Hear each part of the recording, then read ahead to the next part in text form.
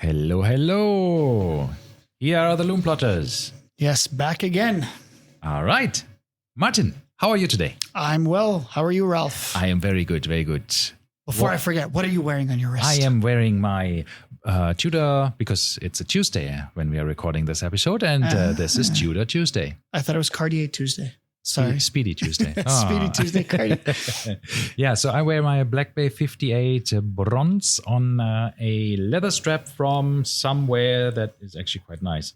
Optowatch. It looks great. Local it's a very company. Good, but I have to say, the bronze has patinaed very well.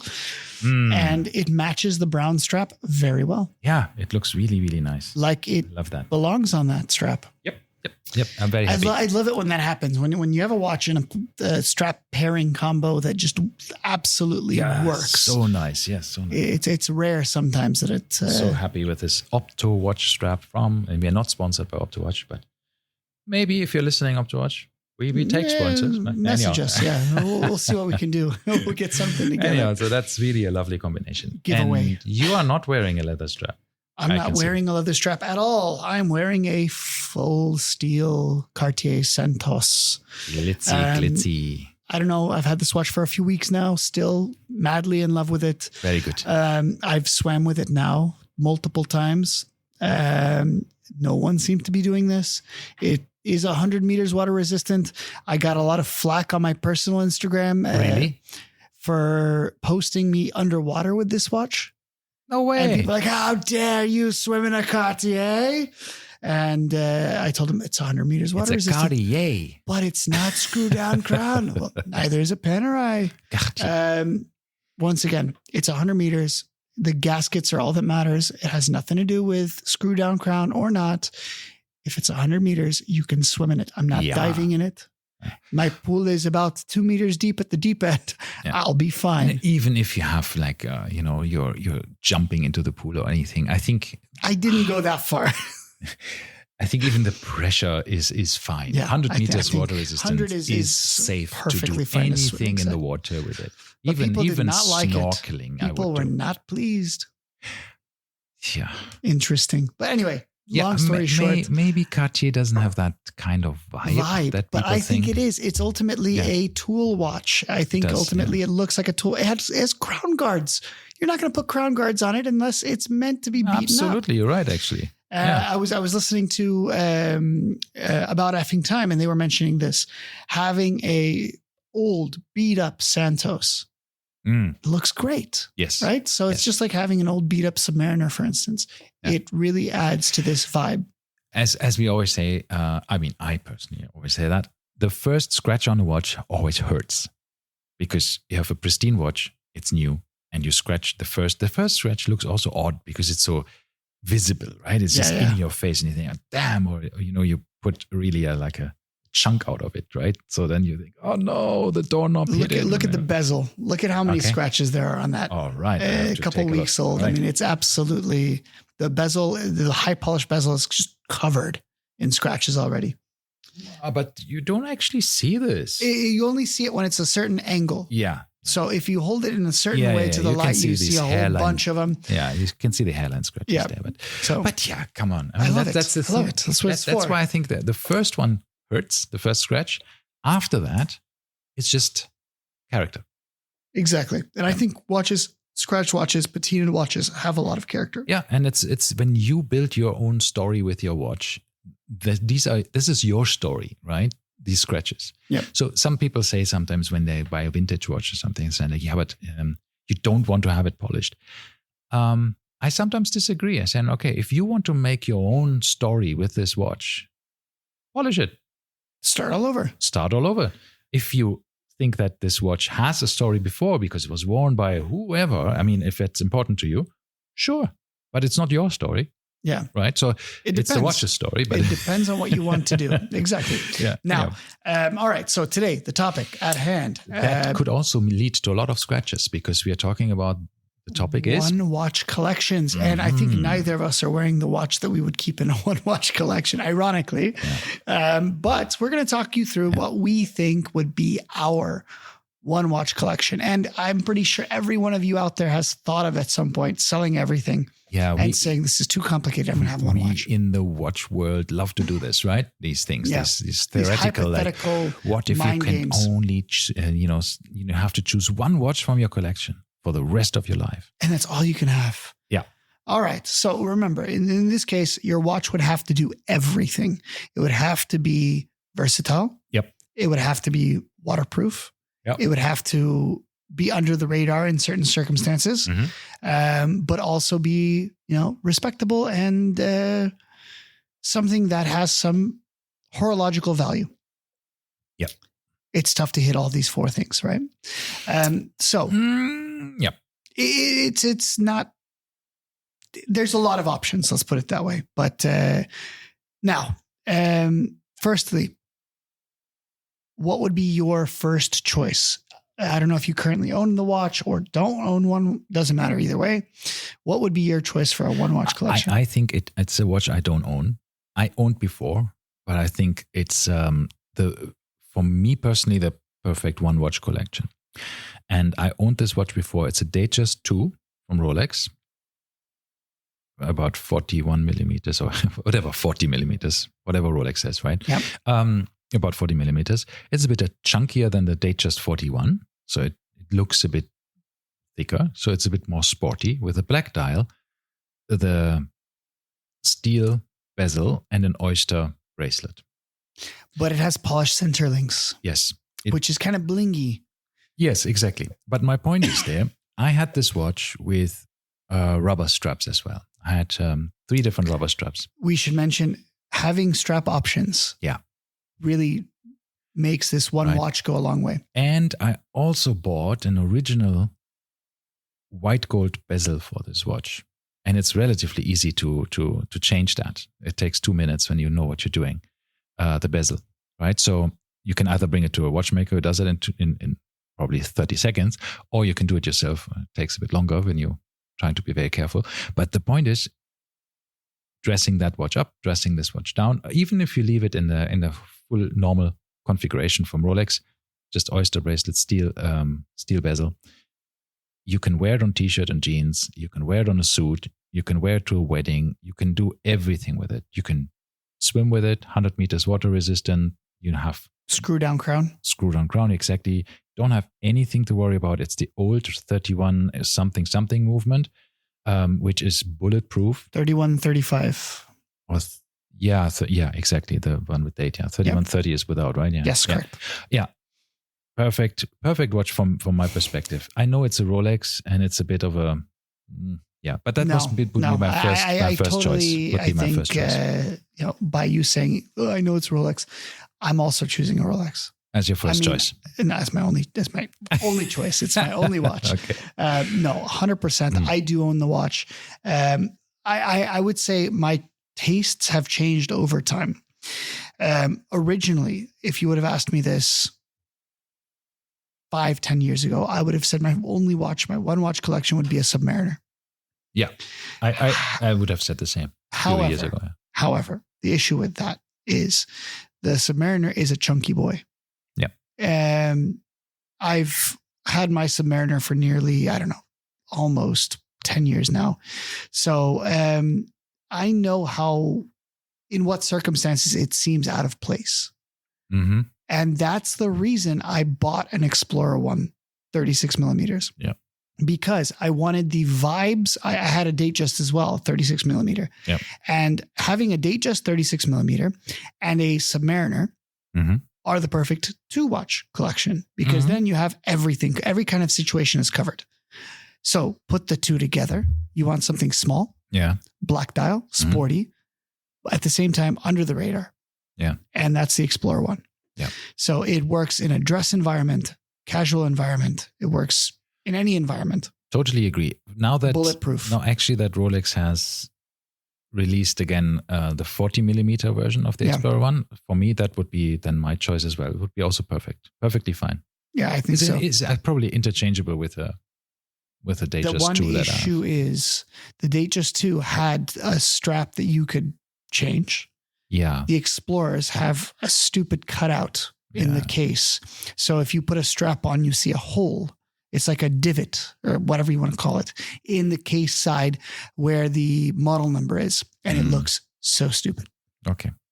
Yeah. They really don't want you to remove this. Maybe some aftermarket companies will. You could do rubber probably. I think rubber would, as long as whatever you put on fits into that lug hole, but I think leather straps are out. Yeah. You could do, I think very easily you could do NATO straps. Yeah. Okay. That was a short episode. All right. We'll see you guys next week. Rolex fanboys have decided that it's a Rolex. Yes. Okay. All right. Second choice. Okay. No. Come on. Let's make it a little bit more difficult. Second choice, non-Rolex. Yeah. Exactly. Okay. I didn't have time to think about this. Okay. Then I'll go first. You go first. My cheap option, like the really cheap option, would be either. Okay. I have actually two choices that I could probably live with. The new Casio. Okay. From Casio. It's a G-Shock. Yeah. With octagonal face. Metal, rubber? No, rubber, the black one. Yeah. With the Bluetooth and solar and stuff, because that will last forever. And I never have to change the battery. Correct. On it. So that's pretty one of them. Or alternatively, my steel GMW B5000, the original one. I was going to say, I totally agree. Square G-Shock. My rubber one that I have, the GW 5000, absolutely perfect. One watch collection. Could I wear it with a suit? Yeah, that's why I went the steel one. It's a bit chunky for that. Yeah, but I've tried. I had the steel one. I tried to wear it with a blazer. It looked out of place. It's not really elegant. That's not in the slightest. Thing, yeah. So that would be the occasion where you just don't wear a watch at all, right? That's the one watch where. What about an Apple Watch? One watch collection. Okay, I have the Apple Watch Ultra, and I think that doesn't work. That doesn't work. But my wife's stainless steel Apple Watch with a Milanese bracelet.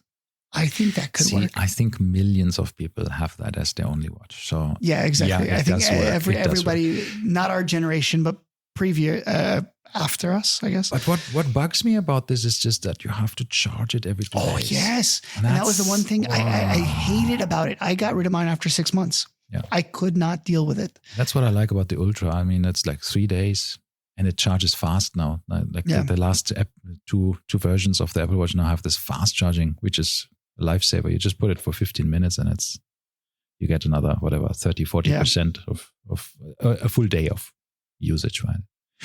Yeah. And then? All right. I still have to choose one. Okay. Oof. Eesh. Now you have to visualize. Gun to my head. What would I choose? Non-Rolex. And something that I could wear every single day. I had this watch for a while. Okay. And I think, let's talk, this is a budget-friendly alternative as well. You can go either quartz or the mechanical one, but the Omega Aquaterra 38 millimeter. Yeah, very nice watch. I think that is one of these watches that would also fit every single situation. The new ones with the colorful dials are a little bit blingy. Yeah. But if we go back to the blue James Bond one, the one that he wore in Spectre. No, it was the one before Spectre. I forgot. Was it Casino Royale? I don't know which one it was. I think Casino Royale, he wore it. And that, I think the blue dial on there is absolutely phenomenal. Yeah. The teak pattern, the horizontal or the vertical lines in it. It's a very, very good looking watch. And I think you could wear it once again, swimming, underwater, 150 meters water resistance, which is a very weird number, but it is. You could dress it up, dress it down, boom, done. Every situation. Yeah. Now, generally talking about our one watch collection, I think there's also some watches in my collection that I would love to keep as a one watch collection, or could also keep. It could be my Omega Seamaster 300. Mm-hmm. Yeah. Also a nice watch. My it's a two-tone version though, but it still works. You could always get a stainless steel. That's not really an issue. Yeah. My Cartier Santos, of course, being water resistant bracelet. I think if I had a one watch, I would want it on a bracelet and have the option of putting straps on. Yeah, that's true. That's true. And this is what I did with my, I mean, as you know, I'm a serial strap changer. I cannot keep my hands And Rolex off. pisses me off because of this. Honestly, Yes, it and we are drives me such mad. Rolex fans, and still, this is annoying as hell. That But they they are have not, the most amazing bracelets. That's true. But yeah, and that's the only saving grace, because otherwise it's really Imagine ridiculous. having a crap bracelet. Nobody would buy them. Yeah. So all right. my Seamaster 300, I got the blue dial with the Setna gold, right? So I love this combination. It's beautiful. I got it on the rubber strap, blue rubber strap, really nice, very comfortable. But eventually, sometimes you feel like this is a bit too much blue. Yeah. Right? Black on your dial. wrist. Especially if you're wearing something that might not be blue, then it's, you this feel is like the issue. Is I would agree. And a nice brown strap works very well on that watch. It looks really nice. Then you can wear it. Did I tell you already when I went and said, okay, maybe I want the bracelet for it, the two-tone bracelet. Yes, you told me. I don't know if I told you on the podcast. Yeah, you did. You mentioned this 12,000 dirhams for $3,000 for the bracelet. And I was like, no. Anyhow, so I have the normal steel bracelet for it, which is great. It also makes the blue a bit less blue pop out. Yeah.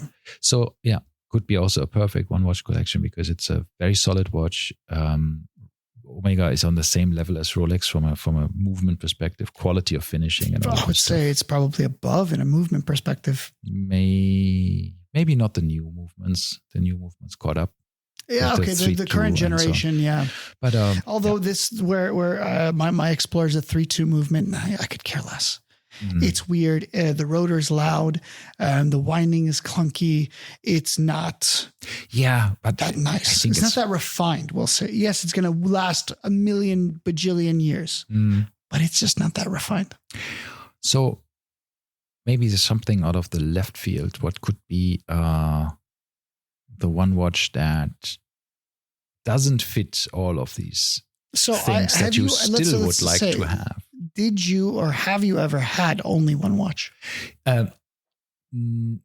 No, I think I always had more than one watch, maybe two or so. But that means because whenever I was only wearing one watch.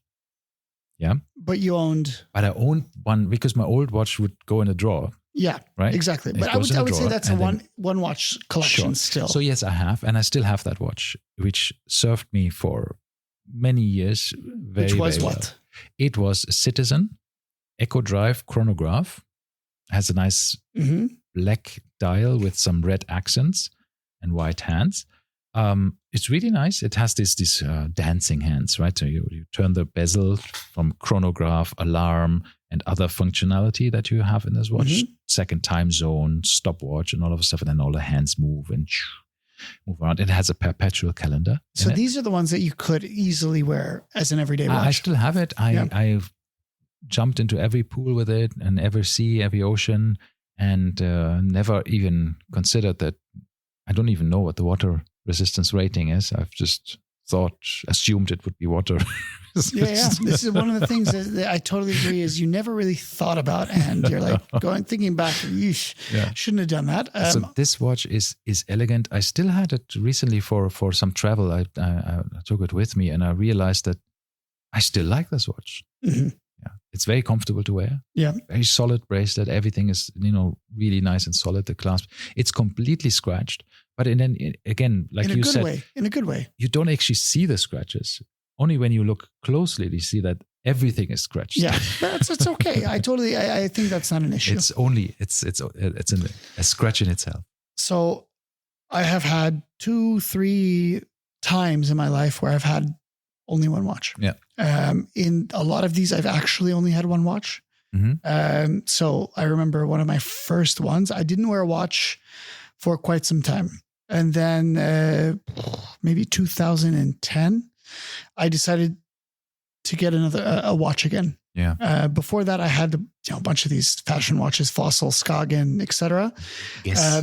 Yeah, I know. And then I didn't wear anything for a while because I was like, what's the point? And then I found that I missed it. So I bought a Timex diver, small one, 38 millimeter on a NATO strap. Yeah. And that was what really got me back into watches. Yeah. Then I wanted to get the kind of better version of that. And then that's when I bought my first real watch, which was the Tag Heuer Aqua Racer 500 meters. Mhm. And then That's a I wore nice one, that probably a year straight. It was also blue dial. And that's when I realized, wow, blue dial really does not go with everything, right? Yeah, it can have a bit of a So challenge. It depends also on the blue, and it's a nice, rich blue. Then this was almost a purpley blue. Yeah, then it's more probably. So the same blue as a Rolex Smurf. Oh yeah, that's a bit tough. It is. So then after that, I ended up a couple of years down the line. I had multiple watches, and I sold everything, and I bought a Speedmaster. And black dial. Of course, regular Speedmaster Professional, Hesselite Crystal. And I wore that for about a year before I bought a Submariner as well. And so I had the Speedmaster as my only watch for a solid maybe 6 months. And aside from swimming, you can do everything in it. And it was a fantastic watch. But you can wash your hands. You can wash your hands, but you cannot go swimming in it. You can go into the rain. And being that we live in UAE, you're able to take your watch off, put it on your sunbed or whatever you call it. And reserve your sunbed with it. With my Speedmaster. Yeah. And I did this many, many times. We are so spoiled. Yeah. But I think there's something extremely liberating about having a one watch collection. Yeah, there's no choice. There's no mental debate. There's no issues. Yeah. And there's no, should I not? Who's going to see this watch? Oh, did I wear the same watch the last time? Things like usually you actually associate more with women. That's saying like, oh no, I can't wear this dress because the last time we went to dinner with our friends, I wore that dress. Watch. So I have to wear something else. And you think, oh, I never ever thought about my outfit like that. But now with watches, you sometimes do. You go with. But the thing is, Ralph, I've seen you. You're always wearing different outfits. But every time you see me, I always have my denim shirt, jacket, shacket. You are Steve Jobs with a different my wife dress says style, this. Of course, I have this one kind of uniform. Yeah. And generally at home, it's always going to be shorts and a white t-shirt. I have 15 of the same white t-shirt, same brand, same exact shirt, 15 of them. And then I have some colorful ones and some polos and some button downs, but they're all the exact same brand, same, and just have different colors. So you're also doing this to streamline your, it's super easy. All you have to do is choose a color sometimes and you're good. It reminds me of John Wick, right? Exactly. It's the same exact. But that's kind of, I have two of these denim shirts. 2 different colors, boom, done. Throw it over a t-shirt and you're good to go. If I want to be a little bit more formal, I might tuck it in and button it up. If I want to be less formal, I let it, leave it unbuttoned. But I don't care is ultimately what it comes down to. Yeah, for me, it changed completely during COVID, right? I mean, that's when I started 100% working from home. So no more suits, no more shirts, just it's polo shirt, shorts, right? And now whatever. I feel polo shirts are dressing up. Yes. And that's a whole nother, part of my, issue. But watches, that even when I was sitting at home, I always wore a watch.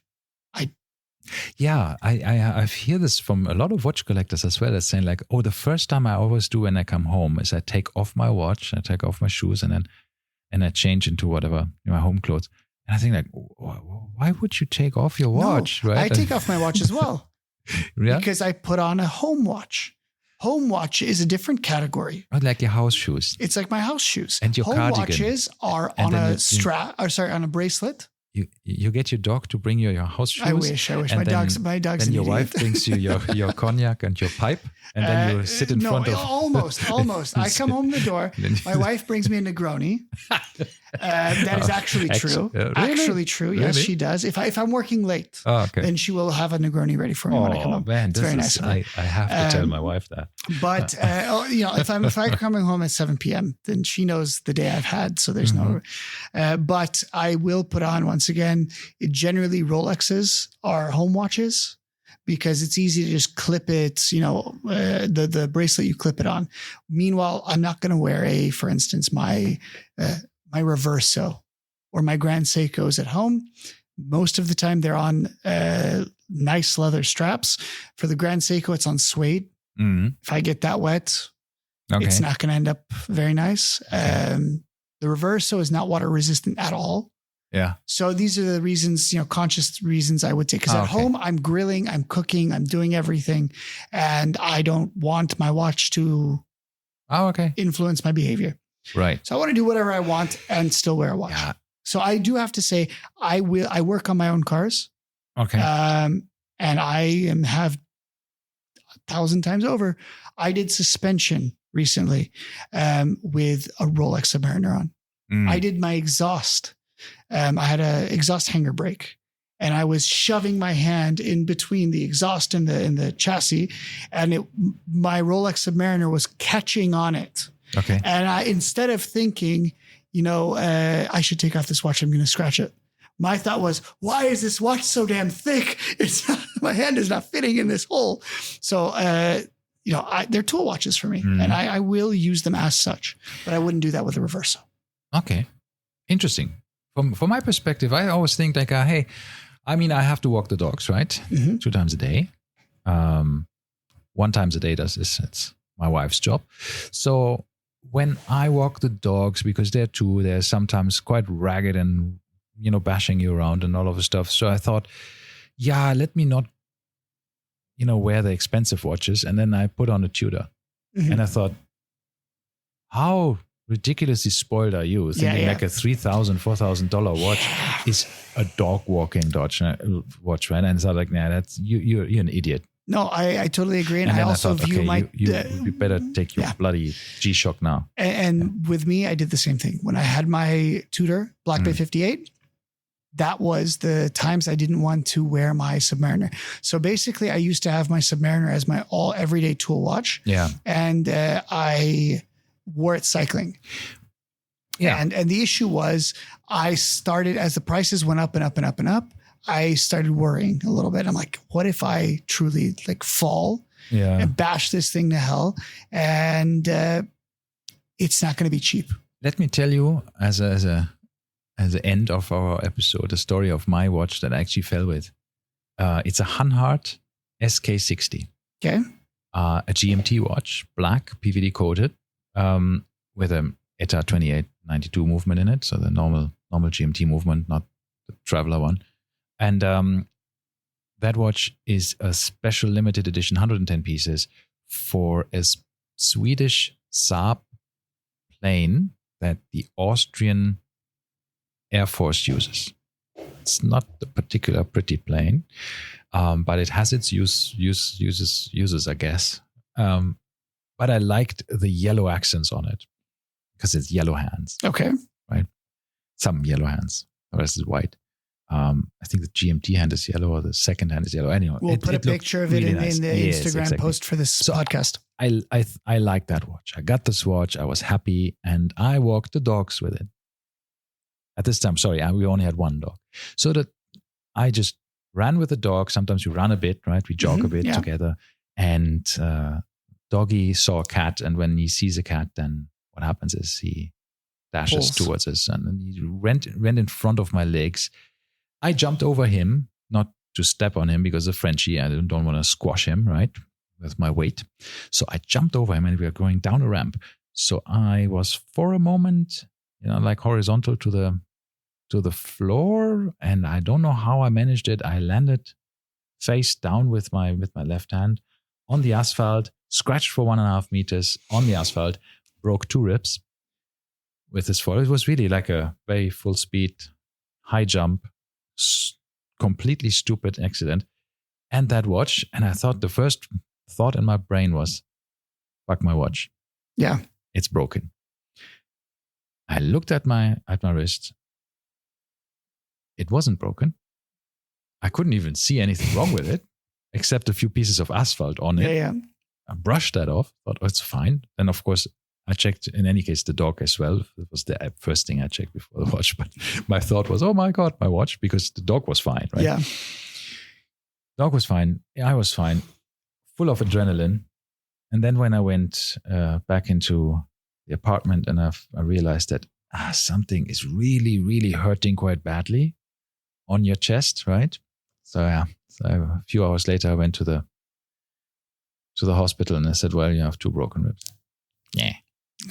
The watch is fine. But the watch was fine. Can you This is crazy. It has. You can see now it has scratches because there's a bit of the PVD coating where it came off. Mm-hmm. The crystal didn't shatter. But it looks cool. Yeah, of course. Now it's a watch that will never be sold, right? So we need a picture for the podcast. Of course. For the Instagram. Will come. But that's why I'm saying a one watch collection. This watch is actually also something where I think, man, it went through quite something and it still keeps time well. I mean, there's nothing wrong with this watch. It's amazing. Yeah. Unhard, I tell you. German quality. So I did have one fall with my sub, biking, of course. Yeah. And it was not in the situation that you would think. I took my daughter bicycling and I was on my bike, which I have a BMC Team Machine, Swiss carbon bike. And my daughter was on her little bike and there was a kind of a little hill. And I told her, hey, let's go down together. We'll be fine. Use your brakes and we'll be good. Well, apparently she forgot to use her brakes and it was a bigger hill than I anticipated. And she started going fast and fast. And I was like, oof.